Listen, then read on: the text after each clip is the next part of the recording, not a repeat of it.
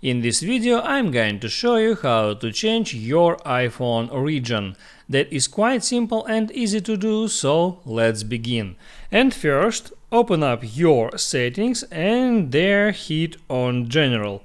Next, tap on Language and Region, and there, as you see, my current region is Russia. I can hit there on Region, and there I am able to change the region. I can use search bar to find the specific region that I want. I can type in USA, US to find the United States, and next all I have to do is to hit on Change to United States, and then region is setting. Now I have to wait for a couple of seconds, and now my current region on that device is United States. When you change the region of your device, it also changes the temperature measurement system and other option like showing up the text. Now you see that current date is Monday, August 29,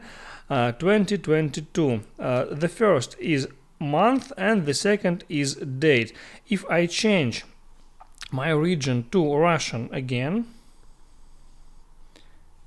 there we will see that the way the text shows up is changed. The date is first and the month is next after date. That's how we read dates in Russia. That's how it works, guys. If this video helped you out, don't forget to like and subscribe.